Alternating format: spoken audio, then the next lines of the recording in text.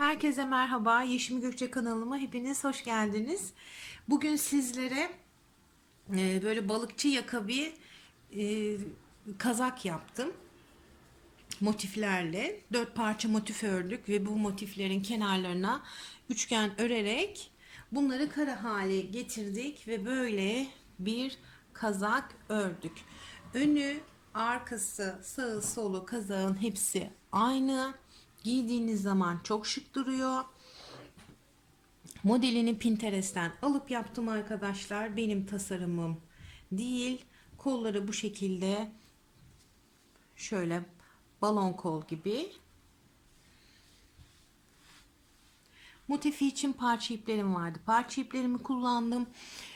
Ana renk ip içinse benim ana renkte kullandığım ipimin gramajı küçüktü. Bu biraz koton ipten biraz daha kalın bir ip. Ve pardon, metresi küçüktü. O yüzden de ben yaklaşık buna 5 yumak ip kullandım. Ama siz metresi daha büyük yumaklar kullanırsanız daha az yumak harcayacaksınızdır. Koton ip kullanabilirsiniz. Akrilik veya yün ip kullanabilirsiniz. Sizin tercihinize kalmış bir şey. 3-4 günde bu kazağı örüp giyebilirsiniz arkadaşlar. Şimdi yapım aşamalarına geçelim. Kazak örmeye motiflerden başlayacağız. Ön, arka ve kol motiflerinden başlayacağız. Bu motif hepinizin bildiği, yani çoğu kişinin bildiği hanım dilendi bey beğendi motifiyle olacak. Bunun için ben şöyle motifler için şöyle ip ayarladım. Bunlar motifler için ana rengim de beyaz olacak ve 2 tane tığ kullandım. Biri 3 milimetre, biri de 4 milimetre. 4 milimetrelik tığlarımla motiflerimi yapacağım. 3 milimetrelik tığlarımla da motifleri kara haline getirmek için, yani bakın şu şekilde kara haline getirmek için kenarlara yapmış olduğum trabzanları yapacağım. 3 milimetrelik tığımla. Ama siz eğer ki bunlar benim tığ numaralarım.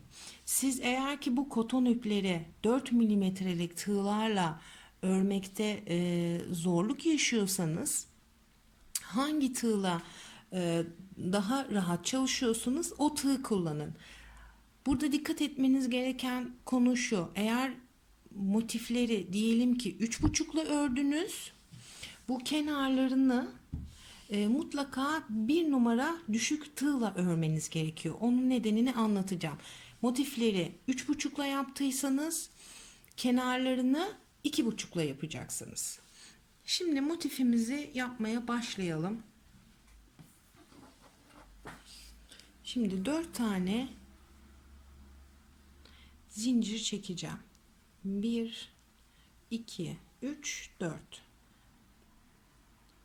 ve ilk çektiğim zincirden tığımı geçirip bir tane halka yaptım buraya. 1 2 3 zincir çektim. İpimi doluyorum. Tığımı bu halkanın içinden geçireceğim. Bir trabzan, tekrar doladım. 2 trabzan. Zincirimle birlikte 3 tane trabzanım oldu. Bir zincir, tekrar halkanın içine giriyorum. 1 2 3 tane trabzan. Bir zincir, tekrar halkanın içine giriyorum. 1 2 3 trabzan. Bir zincir, tekrar halkanın içine giriyorum. 1 2 3 trabzan. Şimdi halkayı kapatacağız. Bir zincir çektim. İlk başta çekmiş olduğum şurada zincir var. Bu güçsüz zincirim benim.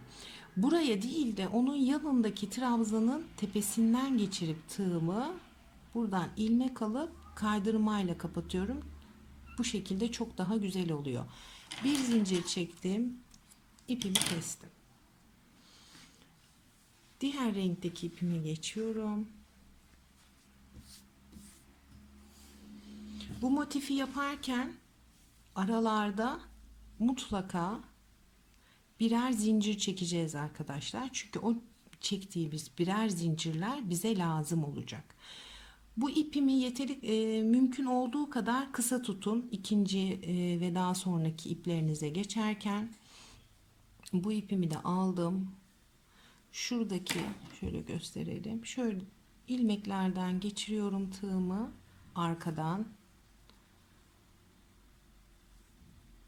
Ve bunu da buradan gizlemiş oldum. Diğer rengime geçtim. Önden çalışıyoruz. Herhangi bir zincirlik boşluğa batıyoruz. Trabzanların tepesine değil.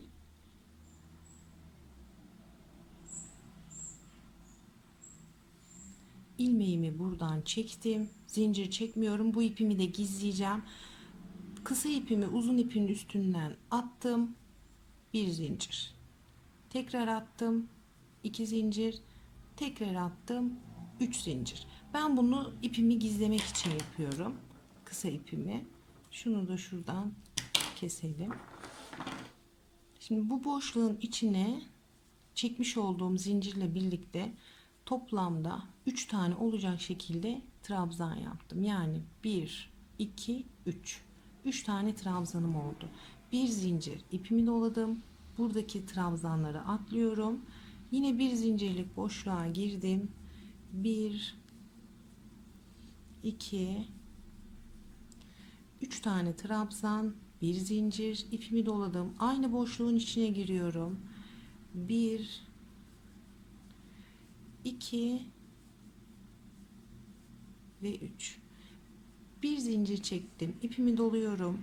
3 tane trabzanı atlıyorum. Boşluktayım. Buraya da 1, 2, 3 zincir, 3 tane trabzan, bir zincir. Yine aynı boşluğun içine girdim. Bunlar bizim köşelerimiz. 2, 3. Köşelerde 6 trabzan yapıyoruz. Araya bir tane zincir çekerek. Yine bir zincir çektim. İpimi doladım. 1, 2, 3 trabzan, bir zincir. Aynı boşluğun içine girdim. Buraya da 1, 2, 3 tane trabzan, bir zincir. İpimi doluyorum. İlk başta 3 tane trabzanla başlıyoruz. Çok daha iyi oluyor. Yine aynı yuvanın içine geçiriyorum tığımı. 1, 2, 3 tane trabzan yaptım. Bir zincir çekiyorum. Nasıl kapatıyoruz? İlk başlarken çekmiş olduğum 3 tane zincire değil de onun hemen yanındaki trabzanın tepesine batarak tığımı buradan geçip ipimi burada kesiyorum. Böylece en başta yaptığım 3 tane zincir güçsüz gözükmüyor arkadaşlar. Şimdi bunu da buradan şöyle gizliyorum.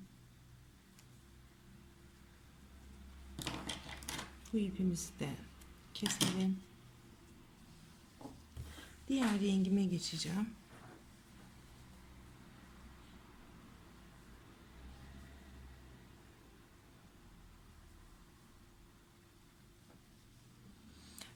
Bunlar bizim köşelerimiz. Bunlar da trabzan boşluklarımız. Şimdi yine köşeden başlıyorum. Bir zincirlik boşluktan geçirdim tığımı. İpimi çekiyorum. Bunu gizleyeceğim. Zincirlerimi yapmadan önce kısa ipimi uzun ipimin üstünden doluyorum. Şimdi yine bu boşluğa 2 trabzan yaptım.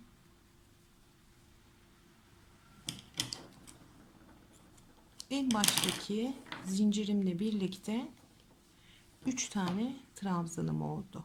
Bir zincir çektim. Geçişlerde mutlaka bir zincir çekiyoruz. İpimi doladım. Buradaki boşluktayım.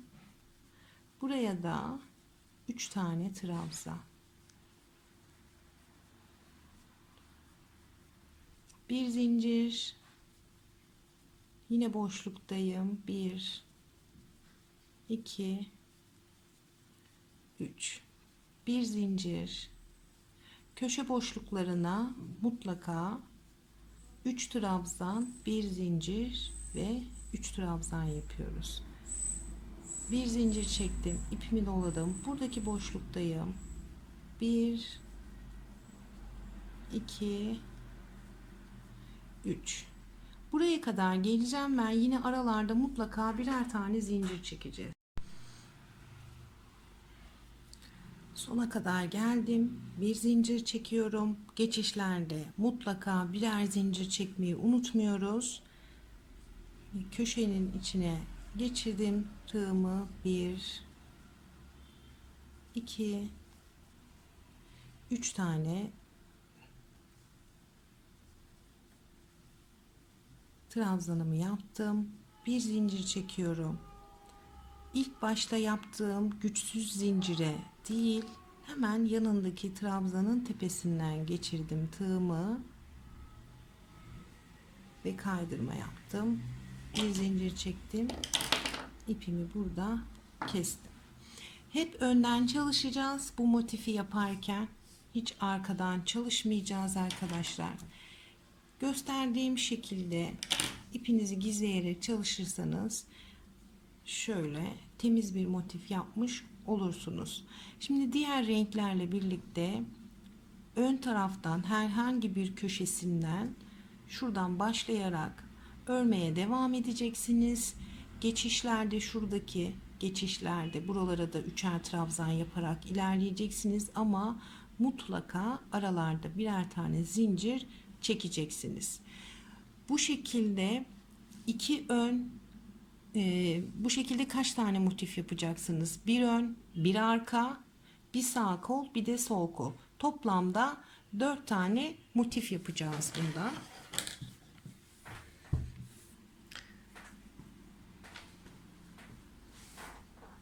Şimdi şöyle göstermek istiyorum. Buradaki ölçü, hani bunu nasıl ölçeceksiniz kendinize göre, nasıl uyarlayacaksınız? Ön tarafı ördüğümüz motifle uyarlama yapacağız arkadaşlar. Yani bizim ölçümüz ön taraftaki motiften başlıyor. Bu motifi bakın daha sonradan şöyle kare haline getirdik. Bunları örmesi zaten çok basit. Ama bu kazakta bunları yeterli uzunlukta örmeniz çok önemli. Çünkü kısa kalmasını istemeyiz. Bedeninizi tam sarmasını istemeyiz. Neden? Çünkü bunun kazağın vücudunuza yapışmaması gerekiyor. Bol durması gerekiyor. Motifli olduğu için vücudunuzu sararsa çok kötü gözükür. O yüzden nasıl ölçü alacağız? Diyelim ki ben bunu kaç santime kadar ördüm, onu hemen söyleyeyim size. Şöyle öreceksiniz. Şöyle kare bir motif ördünüz diyelim. Bunun ben iç karesinin 40 santim olana kadar ördüm. Şöyle çevirdiğimde ben bu kare motifi üçgen yaptığımda kaç santim oluyor? 58 santim oluncaya kadar ölçtüm. Ama bu benim kendi ölçüm. Siz bunu nasıl ölçeceksiniz? En kolayı şöyle. Üçgen olarak motifinizi tuttunuz. Buradaki ucunu boynunuza getireceksiniz. Aşağıdan değil. Boynunuza tam gelmesi gerekiyor oranın. Çünkü boğazlı bir kazak yapacağız. Buradan tuttunuz. Boğazınıza yerleştiriyorsunuz bu kısmını ve aşağıya doğru sallıyorsunuz şu ucuna. Aşağıya kadar salladınız. Burasının pantolon kemerinizin üstüne gelmesi gerekiyor. Pantolon kemer altı diyelim, daha doğru olur. Kemer altına kadar gelmesi gerekiyor arkadaşlar. Bu kısmının en rahat o şekilde ölçü kendinize göre yapabilirsiniz. Benim verdiğim ölçü, yani bu ölçü sırasıya söylemiyorum sıra sırasını. Çünkü tığ numaralarımızı farklı kullandığımız zaman aynı sırada siz ördünüz diyelim, sizinki daha kısa kalır veya daha geniş kalır. O yüzden mezura ile ölçmek çok daha doğru olacaktır. Şöyle üçgen olarak ölçtüğüm zaman 54 santim arkadaşlar. Şuradan tutuyorsunuz. Bu yanları örmeden önce şuradan tutuyorsunuz. Kare motifinizi ördünüz, bitirdiniz. Şuradan tutun. Burayı tam boynunuza gelecek şekilde, böyle boğazınıza gelecek şekilde salladınız aşağı doğru. Bu kısmının pantolon kemerinizin altında kalması gerekiyor. O şekilde net ölçü alabilirsiniz. Ön arka motifler için aynı sırada aynı ölçüde motif yapacağız. Kare motifi. Kollar içinde daha kısa. Ben bunu şöyle söyleyelim. Ön ve arka motifleri ben 23 sıra ördüm. Bunları da kol içinde 18 sıra ördüm arkadaş. 22, 23. Yani 5 sıra eksik ördüm. Siz de böyle kafanızda bir kendinize yaparken o şekilde bir ölçü yapabilirsiniz. Diyelim ki ön ve arka bedeni 25 sıra ördünüz. Kola geçtiniz. Kolu 5 sıra daha eksik yaparsanız daha iyi olur sizin için. Şimdi kolun ölçüsü de üçgen olarak içini ölçtüğüm zaman 43 santim arkadaşlar. 2 tane kol için aynı ölçüde yapıyorsunuz. Bir ön bir arka beden için de aynı şekilde yapacaksınız. Böyle bir kare. Şimdi gelelim bunların yan taraflarına kare yapmak için üçgen motif örmeye. Şimdi gelelim size neden videonun başında 2 tane tığ kullanmamız gerektiğini anlatmaya. Biz bu üçgen motifleri buradaki köşe zincirlerinden başlayarak daraltarak ilk sıradan itibaren daraltarak örmeye başlayacağız. Trabzan olarak ayrı örmüyoruz. Direkt motifin üstüne yaparak örüyoruz. Ve buradaki aralarda yapmış olduğumuz bir zincir boşluklarına da trabzan yapıyoruz. Ve hemen yanındaki trabzan gruplarının üstüne de trabzan yaparak ilerleyeceğiz. Ama burada şöyle bir şey var. Bunu yaparken, bu motifi yaparken şurada bir marullanma söz konusu olabilir arkadaşlar. Biz her ne kadar buradaki aralara bir zincirlik boşluk bırakmış olsak da burada marullanma yaşayabilirsiniz. Yaşamaya da bilirsiniz. O sizin elinizden elinize değişebilir. Ben de marullanma yaşadım ve onu şöyle çözdüm. Ben motifimi yaparken 4 milimetrelik bir tığ kullanmıştım. Yine buradaki üçgen parçaları yaparken de 4 ile devam etmeyi düşündüm ki 4 ile devam ettim birkaç sıra örmeye ama burada marullanma yaşadım. Bu kısımda marullanma yaşadım. Bu marullanmanın önüne geçebilmek için de motiflerimi ördüğüm tığ numarasından daha küçük bir tığ numarası kullandım. Ve şöyle gösterelim. Bakın burada herhangi bir marullanma olmadı. Dediğim gibi o marullanma neden kaynaklanıyor?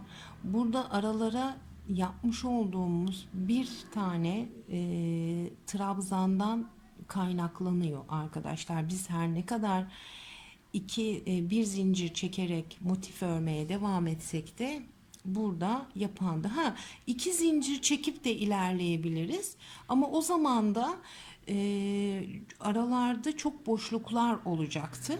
Öyle yapmak istemedim. Direkt tığ numaramı bir numara küçülttüm ve herhangi bir marullanma olmadı. Şöyle tuttuğum zaman da bak, tamamen düz bir, bu tarafa doğru gitmiyor üçgenim, gördüğünüz gibi. Bakın, dümdüz bir kare elde etmiş oldum. Bu tarafında da yine düz bir kare. Bu tarafını örmedim. Beraber yapacağız. Bu üçgen parçaları nasıl yapıyoruz? Sizde marullanma olacak diye bir şart var mı? Yok. Koton iple kullanmak zorunda mısınız? Hayır. Elinizde eğer varsa daha önceden kalma akrilik ipler, yün ipler, onlarla da kullanabilir, onlarla da yapabilirsiniz. Nihayetinde kazak örüyoruz. Yün ip ve akrilik ip de yapabilirsiniz ama benim yazdan kalma elimde çok fazla koton ipim olduğu için koton iple örmeyi tercih ettim. Şimdi ana rengime geçiyorum. Bütün motiflerde aynı işlemi yapacağız. Şimdi başlangıç düğümümü attım. Tığ numaramda bir numara küçülttüm. Ve motifin 4 köşesi için de aynı işlemi yapıyoruz. Tığımı buradan geçirdim. Buradaki köşenin içinden buradaki ipimi yine gizleyeceğim. İki tane zincir çektim. Neden iki zincir çektim? Çünkü direkt daraltıp üçgen şeklini vermeye başlıyoruz şurada kenarlarında. Bunu ben trabzan, tamamlanmamış bir yarım trabzan olarak sayıyorum. Bu iki zinciri ipimi doladım. Bakın, buradaki ilk trabzanımın tepesinden tığımı geçirdim. Tığımdan 2 tane ilmek çıkardım. Tığımda yine 2 kaldı. İpimi doladım. Hemen yanındaki trabzanın tepesinden geçirdim. Tığımdan 2 tane ilmek çıkardım. 3 kaldı. Ne yapmış oldum arkadaşlar? 3 tane trabzanı tekte çekeceğim ve burayı daraltmış olacağım. Tekte çektim. Hiç zincir çekmiyorum ilerlerken. İpimi doladım. Yanından devam ediyorum. Yanındaki trabzanın tepesine bir ara boşluktayım.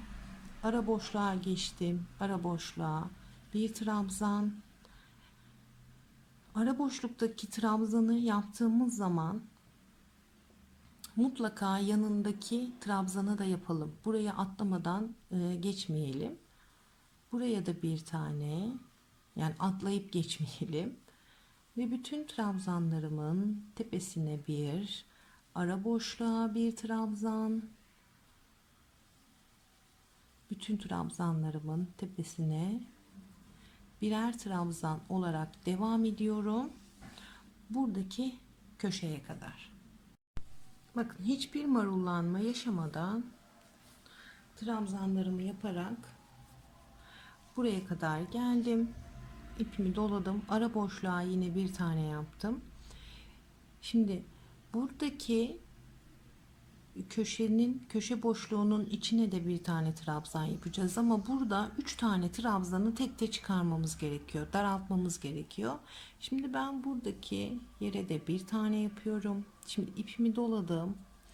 Kaç tane kaldı benim? 1 2 trabzan, bir tane de ara boşluğa yapacağım. 3. Buradaki trabzandan tığımı geçirdim, ipimi çıkardım. 2 ilmek var. İpimi doladım. Hemen yanındaki trabzana geçirdim. 2 ilmek çıkardım. Tığımda 3 tane ilmek var. İpimi doladım. Buradaki köşenin yuvasından geçirdim. 2 tane ilmek çıkardım. 4 tane ilmek var tığımda ve ben bunların hepsini tek seferde çıkartıp burayı daralttım. Burada da 3 tane daraltmış oldum. Şimdi 2 zincir çekiyorum. İpimi döndürdüm. Bu çekmiş olduğum zinciri de trabzan sayıyorum arkadaşlar. Normalde 3 zincir çekip dönüyoruz ya. Ben burada 2 çekiyorum ki bu da benim daraltma trabzanlarımdan bir tanesi. İpimi doladım. Şöyle çevireyim.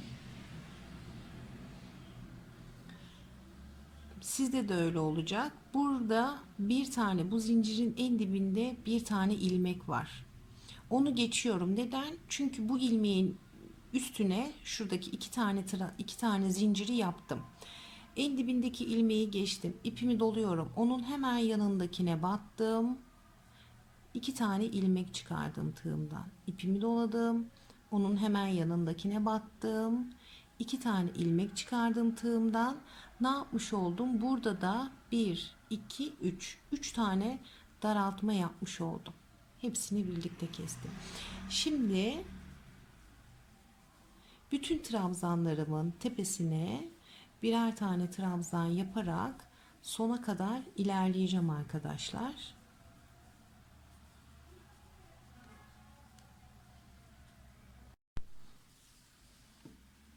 Şimdiden bu tarafa doğru bir meyil olmaya başladı.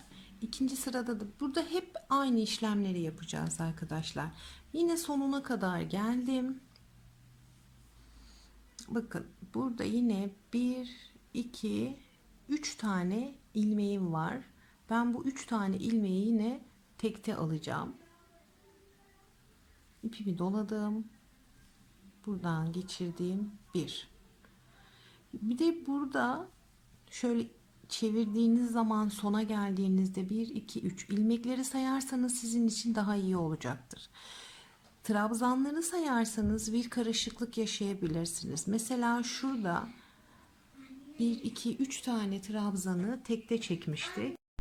Evet. Buradaki trabzanları sayarken karışıklık yaşayabilirsiniz. Çünkü 1, 2, 3, 4 tane trabzan varmış gibi gözüküyor ama yok. Şöyle çevirdiğiniz zaman sadece ilmekleri sayın. 1, 2, 3. Çünkü bu alt sıradaki 3 tane trabzanı tekte çektik arkadaşlar. Evet, ilmekleri saydım. İpimi doluyorum.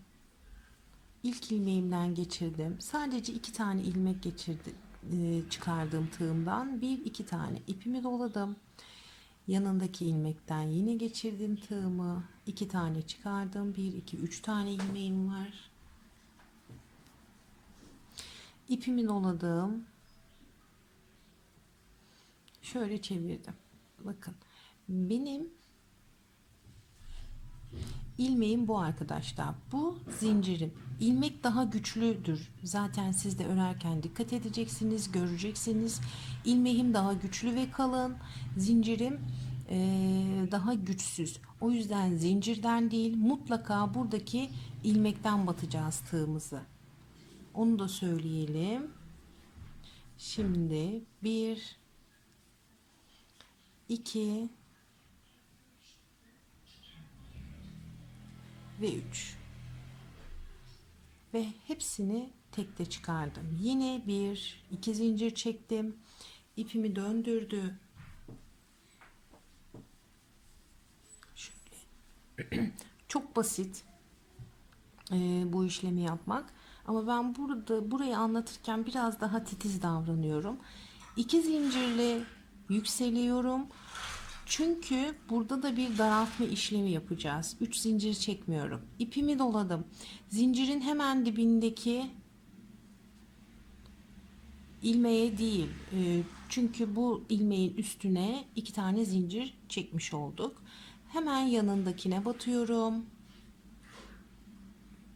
İpimi doladım. Yine hemen yanındakine battım.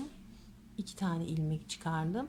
Ne yapmış oldum? Bu kısımda da 1, 2, 3. 3 tane daraltma yapmış oldum arkadaşlar. Ve sonra yine bütün trabzanlarımın tepesine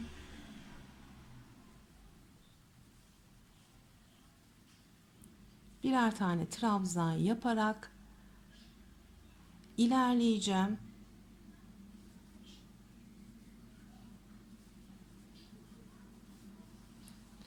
Ve her zaman Şöyle yaptığım zaman görülüyordur. Bakın şöyle bir meyillik kazanmaya başladı. Ve her zaman hem başında hem de sonunda 3 tane trabzan daraltarak örmeye devam edeceğim. Bunu ne zamana kadar örmeye devam edeceğim arkadaşlar? En son ucunu kapatırken de beraber olacağız ama söylemekte fayda var. Madem bu köşeleri anlatıyorum size. Şöyle gösterelim. Motifiniz kaç sırada bittiyse, motifinizi kaç sıra çalıştıysanız bu üçgen kısmını da hem kollar hem ön ve arka beden içinde aynı sırada bitmesi gerekiyor. Ve başlarken ve bitirirken trabzanlarınızı yaparken üçer trabzan eksilttiğiniz takdirde zaten aynı sırada bitiyor motifiniz. Bakın 1, 2, 3, 4, 5, 6, 7, 8, 9, 10, 11, 12, 13, 14, 15, 16, 17, 18. 18 sırada kol için örmüştüm. Onu bitirdim 18 sıra. Bu bitirdiğim üçgenin 1, 2, 3, 4, 5, 6, 7, 8, 9, 10, 11, 12, 13, 14, 15, 16, 17 ve 18. 18 sıra. Burası 20 ise burası da 20 sıra. 25 ise 25 sıra. 15 ise 15 sıra örüp bitireceğiz. Şimdi ben bunu size gösterdiğim şekilde yanlardan üçer sıra daraltarak ilerliyorum. Örgünün en sonunda şurasında sizinle tekrar buluşuyorum. Ve bitiriyoruz kazağımızı. Bu kadardı. Hani el işiyle yapılarak çok fazla anlatılacak bir model değil bu aslında. Birazcık böyle püf noktaları mı desek, ne desek öyle bir anlatılacak yerleri var. Onun dışında yapmak inanılmaz kolay. Evet, son sırasına kadar geldim üçgenimin. Şimdi bunların hepsini beraber toplayacağım. Yine 2 zincirle döndüm. 1 2 3 ve 4. 4 tane trabzanı tek seferde çekiyorum. Daha sonradan bir zincirle kapatıyorum. Ve benim üçgenim bu şekilde bitmiş oluyor. Burasını 18 sıra örmüştüm bu motifi. Burası da toplamda 18 sıra oldu. Sıra geldi kazağımızı dikmeye. Şimdi her iki ön yüzü birbirine bakacak şekilde, ön yüzleri içte kalacak şekilde böyle seriyorum ve üst üste koyuyorum. Daha sonra başımın rahatça girip çıkabileceği kadar bir şöyle bir boşluk bırakıyorum şu kısmında. Yani şöyle saydım ben. 7 trabzan bu taraftan saydım. 7 trabzan da bu taraftan saydım. 7 trabzan sırası bu taraftan saydım. 7 trabzan sırası da bu taraftan saydım. Ve şöyle ön ve arkayı birbirine bağladım. Burada normal iğne dikişi yapacağız. Herhangi bir şeyi yok. Farklılığı yok. Buradan başlayalım. Arkadan dikmeye başlayacağız. Şimdi şöyle en başındaki ilmekten tığımı geçirdim. Bir bu taraftan, bir de bu taraftan iğnemi geçirdim. Ve bu şekilde dikmeye başlıyorum. Dikiş bu şekilde oluyor arkadaşlar. Aynı renk ip kullandığımız için de dikerken herhangi bir ipin tonunda bir farklılık olmadığı için dikişi belli olmuyor. Bu şekilde dikiyorum. Buraya kadar dikeceğim. Daha sonra döneceğim. Buradan buraya kadar dikeceğim. Ve sıra gelecek kollarını dikmeye. Kolları için de şöyle yapacağız. Şöyle bu kolu şöyle katlıyorum kolunu.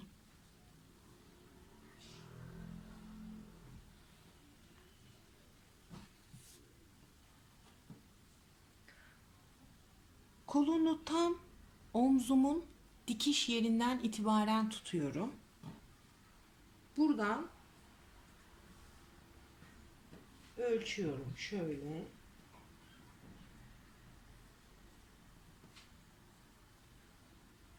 İyice düzleyelim. Şuradaki katladığım zaman buradaki ucu, motifin buradaki ucu benim tam iki parçayı birleştirdiğim ucuna denk gelmesi gerekiyor. Şimdi buradan buraya kadar ölçtüm.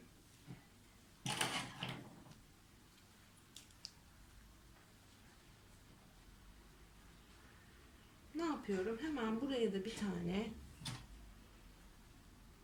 bir ip bağlıyorum. Sizin de yer belirleyici, ilmek belirleyici varsa onu kullanabilirsiniz. Ama benim elimde bir iki tane olduğu için ben onu kullanmıyorum.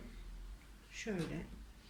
Diğer tarafını da bu tarafı gibi, tıpkı bu tarafı gibi böyle ayıracağız. Burası koltuk altımızı, payımızı bıraktık. Daha sonra yine bu iki uçtan başlayacağız. Buraya kadar dikeceğiz. Bu işaretleyici koyduğum yere kadar dikeceğiz. Döneceğiz, geleceğiz buraya. Bu omuzu dikeceğiz. Buradan da koltuk altı payımızı ayıracağız. Daha sonra buradan koltuk altı payına kadar iğne dikişimizi atacağız arkadaşlar. Kolları da en son dikeceğiz. Şimdi ben bunları bir dikeyim. Kolun bir tanesini de dikeyim. Daha sonra tek kolu dikerken beraber olacağız. Evet, kazağımızın bir kolunu diktim ben. Şöyle tersindeyim kazağın. Şimdi diğer kolunu beraberce dikeceğiz. Kolu şöyle ikiye katladım. Dikme işlemleri hep tersinden. Bakın bu şekilde birbirine denk gelecek şekilde şöyle tuttum ki zaten denk geliyor. Ayrıca uğraşmanıza gerek yok. Buradan başlayıp buraya kadar diktim arkadaşlar. Şimdi bunu kazağımıza birleştireceğiz. Aslında yanları dikmeden önce şöyle kazağı açıp bu tarafını da dikmeden dikebilirdim. Öyle daha pratik olurdu. Ama bu şekilde yaparsanız çok daha düzgün olur sizin için. Ama ben bildiğim gibi de dikeyim diyorsanız da öyle de olur. Hiç fark etmez. Sadece dikkat etmeniz gereken yer tersinden dikeceksiniz ve motif kısmı şöyle omzunuza gelecek. Şöyle tutayım. Şimdi bunu dikmeye başlayalım. Birleşme noktasından yine bu kazağın şöyle alt kısmından kazağın parçasını diktiğim kısmını elime alıyorum. Kazağımı da aldım. Bakın burada omuz kısmındayım. Burası omuz kısmı. Ben koltuk altından dikmeye başlayacağım. Koltuk altından şuradaki kazağın alttaki dikiş yerini şöyle birbirine denk getiriyorum ve buradan bu şekilde dikmeye başlıyorum. Motifli taraf üstte kalacak.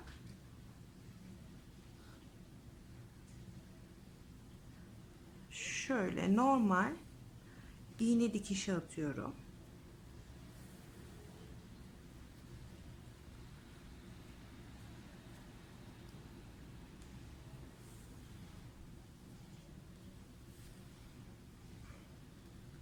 şekilde bütün kolu dikeceğim.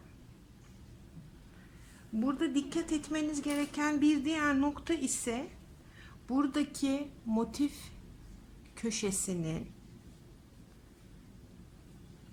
şuradaki omuz dikişine tam denk gelmesi gerekiyor. Zaten aynı oranlarda ördüğümüz için denk gelecektir. Ondan hiçbir kuşkunuz olmasın. Şöyle gösterelim. Bakın. Bu şekilde denk gelmesi gerekiyor. Ayrıca bir şey yapmanıza gerek yok. Çektirmenize veya daha çok şöyle büzüştürüp dikmenize gerek yok. Ölçüler zaten eşit gelecektir arkadaşlar. Şimdi ben bu şekilde bütün kolu dikip bitireceğim. Daha sonra kazağın manşet kısmını sıktıracağız ve biraz balon bir kazak görüntüsü vereceğiz. Çok az. Yani kazağın kol kısmının büyük çoğunluğu bilekte toplanacak. Şimdi ben bu şekilde dikerek bütün kolu bitiriyorum.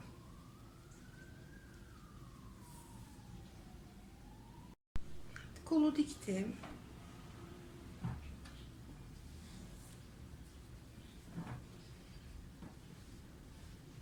Bu şekilde diktik. Şimdi kazağımızın ön yüzünü çeviriyoruz.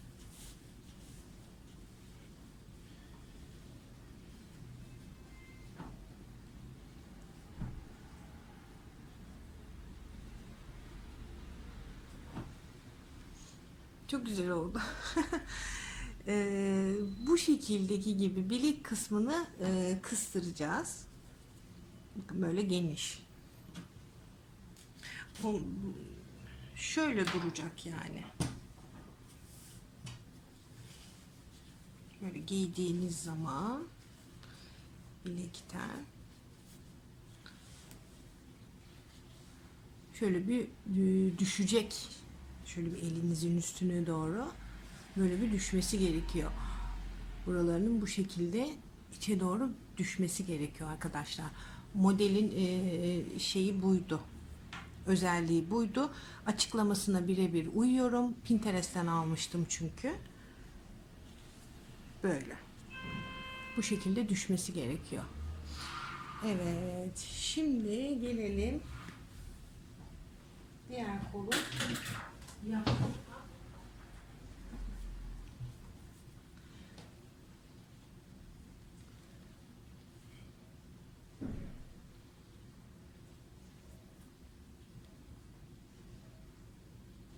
İlk düğümümü attım ipime.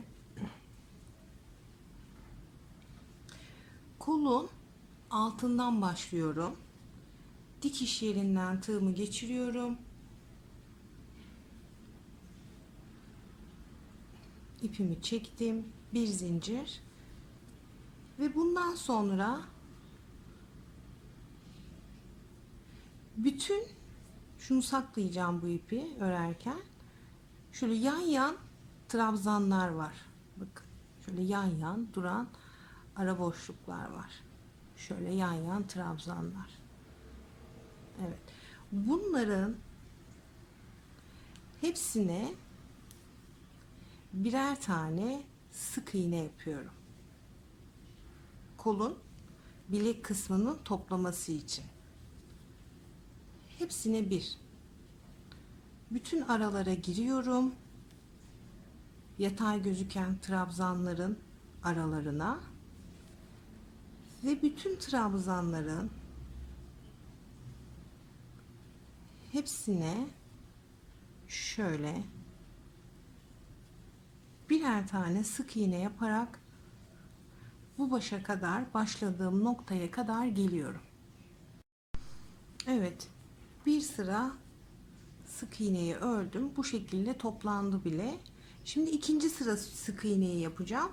Ama bu sefer nasıl yapacağım? Bir tane sık iğnenin üstüne bir tane sık iğne yapacağım. Birini atlayacağım, diğerinin üstüne.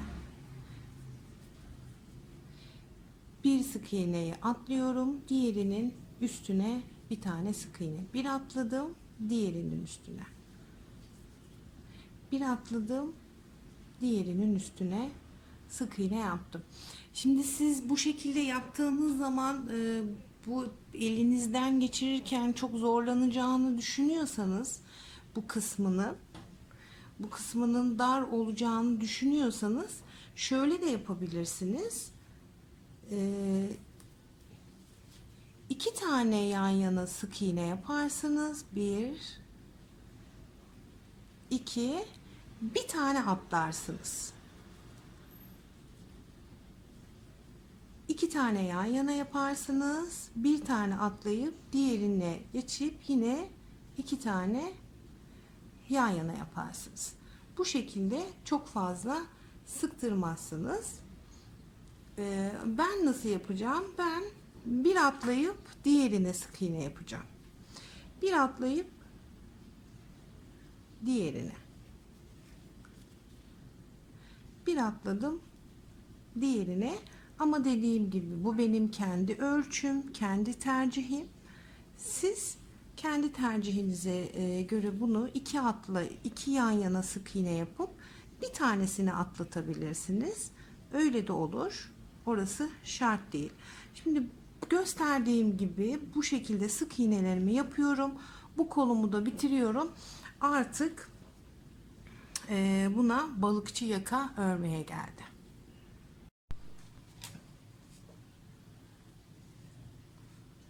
Bakın bu şekilde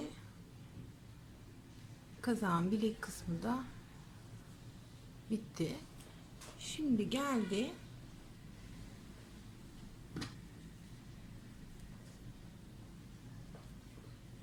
yakasına boğazlı kazak yapmaya, yani balıkçı yaka kazak yapmaya geldi. Ön ve arkası, bu sefer düzünden örüyoruz arkadaşlar. Düzüne çevirdik. Ön ve arka, yani ön tarafı ve arka tarafı aynı olduğu için nereden başlayacağınız önemli değil. İpime ilk düğümümü attım. İşimi elime alıyorum. Buradaki boşluktan tığımı geçirdim. Yani motifteki köşeden bir zincir çektim. Ve buraya 35 tane zincir yapıyorum. İlk çektiğim zinciri saymıyorum. Onu ipi bağlamak için kullandım. 1, 2, 3, 4, 5, 6, 7, 8, 9, 10, 11, 12, 13, 14, 15, 16, 17, 18, 19, 20, 21, 22, 23, 24, 25, 26, 27, 28, 29, 30, 31, 32, 33, 34, 35. Bakalım kısa mı? 40'a tamamlayalım. 35, 36, 37, 38, 39, 40. Şimdi bu ip, bu kazağın şablonunda yün ve akrilik ip kullanıldığı için orijinalinde, tabii ben koton ipler ördüğüm için birazcık şey kaldı, kısa kalıyor. 35 tane zincir çekmişler onlar burada. Ben 40 yapıyorum. Hatta 45 yapacağım. 40, 41, 42, 43, 44, 45. Neden? Çünkü bunu boğazlı yaptığımız zaman şöyle katlanması gerekiyor. Öyle söyleyelim. 45 yaptım. Siz daha uzun yapabilirsiniz. Bu zinciri büyütebilirsiniz, küçültebilirsiniz. Orası sizin tercihinize kalmış bir şey. 45 tane zincir çektim. Zincirlerimi çok sıkı çekmedim bu arada. Çünkü üstüne trabzan yapacağım. Zorlanmak istemiyorum. 1, 2, 3 zincir daha çektim. İpimi doladım. 1, 2, 3 zincir atlıyorum. 4. zincirden tığımı geçirip ikili trabzan yapıyorum. Ve bu ikili trabzanların çektiğim zincir kadar örmeye devam edeceğim. Her zincirin başına bir tane olacak şekilde trabzanlarımı sona kadar yapacağım.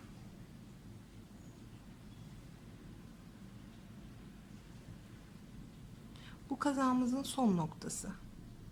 Her yerini bitirdik.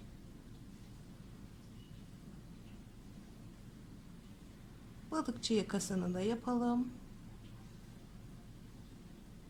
Çok boğazı kavrayan bir balıkçı yakadan bahsetmiyoruz burada. Geniş duracak, bol duracak.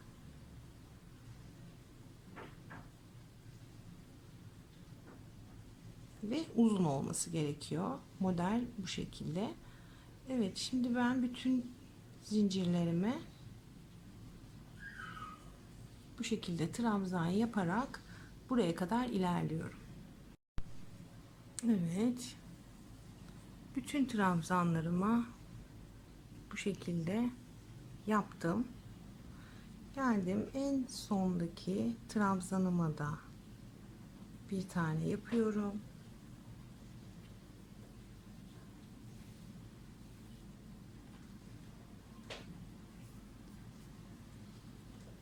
Şimdi burada şuradaki motifin köşesinden başlamıştık yapmaya. Bunun hemen yanında şöyle yatay trabzanlar var. Bu trabzanın altından geçiriyorum, kaydırma yapıyorum. Bir yaptım, bir tane kaydırma yaptım. Hemen yanındakine geçiyorum, yanındakine. Oradan da kaydırma yapıyorum, 2. Diğerine geldim, oradan da kaydırma yaptım, 3. Bu şekilde 3 tane kaydırma yaptım. Şimdi ipimi doladım.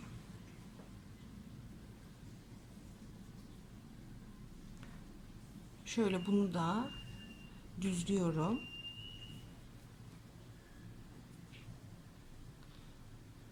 En baştaki trabzanın tepesine şöyle bir tane ikili trabzan. Hemen yanındakine yine aynı. Bu şekilde bütün trabzanlarıma trabzan yaparak sona kadar geliyorum arkadaşlar. Sona kadar geldim.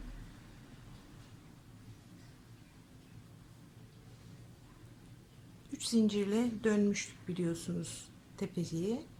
Buradaki zincirin tepesinden tığımı geçirdim ve buraya da bir tane trabzan yaptım.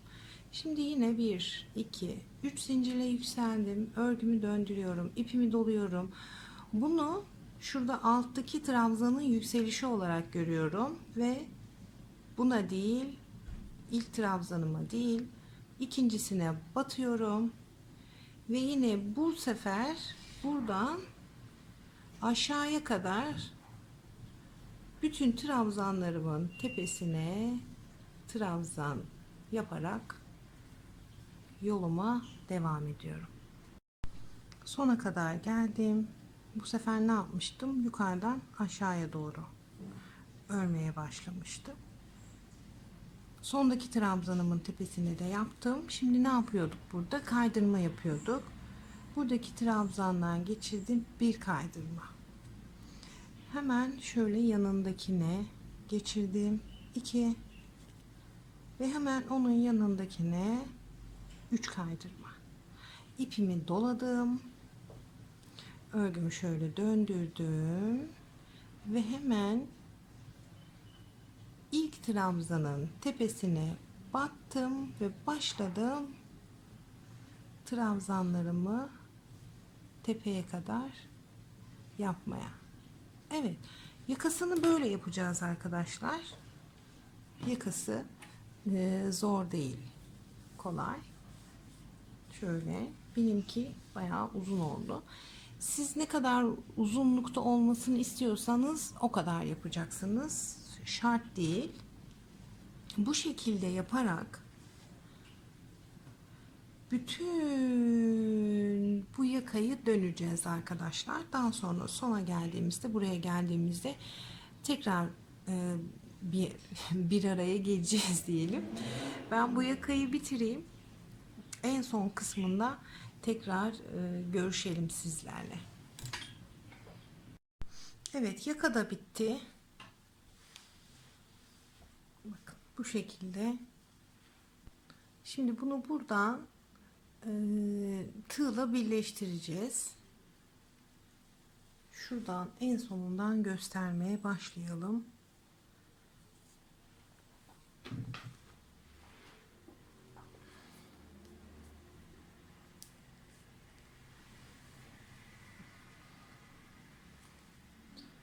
Şöyle en dibindeki trabzana da yapıyorum yine. Daha sonra kaydırma noktasındayım.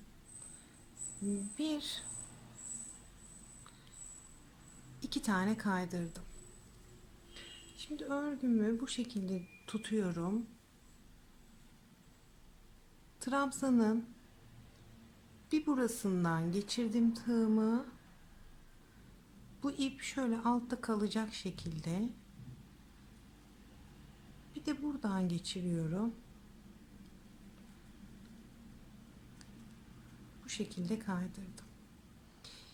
Bir buradan, bir buradan kaydırdım. Bir buradan, bu ip her zaman altta kalacak, tığın altında. Bir buradan. İsterseniz trabzanların şöyle tepesine batarak kaydırma yaparsınız. İsterseniz de benim gibi şöyle aralarına batarak da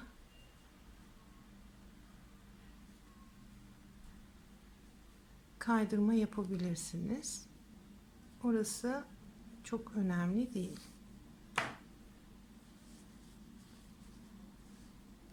Bu şekilde yakasını da başa kadar yapıp bitiriyoruz. Sona kadar geldim. Birleştirdim. Her iki ucunu şöyle kaydırma yaparak 2 zincir çekiyorum.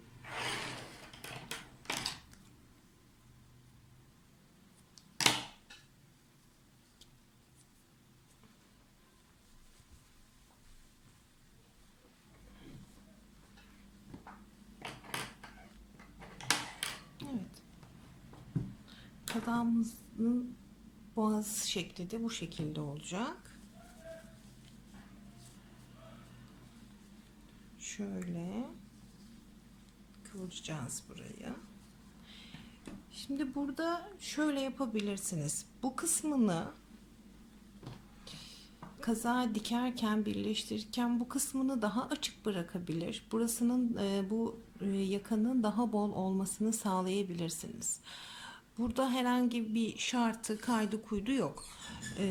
Siz nasıl isterseniz o kadar olur. Daha geniş de tutabilirsiniz. Ben daha geniş tutsaydım mesela daha hoş olabilirdi diye düşünüyorum şu anda. Ama yapmadım. Ha böyle de kötü mü? Hayır değil. Daha geniş tutun. Bu kısmını eğer koton ip ile örüyorsanız, benim gibi koton ip kullanıyorsanız 45 45 mi yapmıştık, 40 mı yapmıştık zincirini? Şu an aklımda yok. Videoda zaten söylemiştim zinciri çekerken. O zincirden daha büyük yaparsanız burası daha bol duracaktır. Ama böyle de çok güzel oldu diye düşünüyorum. Şöyle düzeltelim hatta. Evet, şimdi gelelim alt kısmına. Kazağın. Burada eğer ipiniz yetecek gibi ise, bakın şimdi bu kazağın alt kısmına hiçbir şey yapmadan da kullanabilirsiniz. Onda bir sorun yok. Ama eğer ipiniz varsa, şöyle gösterelim. İpiniz varsa, arttaysa ve bu buradan şöyle tek sıra trabzan dönecek gibi ise, ipiniz yetecek gibi ise, şimdi tek sıra bir trabzan dönelim. Benim var ipim ve yetecek gibi. O yüzden şöyle bağladım. Kazağımı yan çevirdim. Şuradan şöyle birbirine bağladığım yerden, diktiğim yerden şöyle tığımı geçiriyorum. Bir zincir çekiyorum. Ve hemen şöyle bir sıra trabzan yapacağım. Bakın şurada uç kısmındayım. Yani üçgen kısımlar var biliyorsunuz. En tepesine şöyle bir tane yapayım. Şöyle trabzanların arasına ikişer tane yaparak böyle bir trabzan dönmek istedim şu an. Bunu yapmak dediğim gibi şart değil. Sadece ben ipim kaldı ve burasının da düzelmesini istedim. Nasıl yapıyorum? Trabzanların arasına yatay trabzanlarımız var. Biliyorsunuz. Şuradan gösterelim. Şöyle. 2 tane yapıyorum trabzan ve hemen diğerine geçiyorum. Bu şekilde yapıyorum trabzanlarımı. Siz de şu alt etek kısmını kasmayacak şekilde, burada bir potluk, marullaşma olmayacak şekilde tek sıra trabzan geçebilirsiniz. Şimdi ben tek sıra trabzan geçiyorum ve kazağımı bitiriyorum. Etek kısmını da bitirdim. Şöyle gösterelim. Alt tarafını bir sıra trabzan ördüm. Şimdi burada söylemek istediğim birkaç şey var bu kazakla ilgili.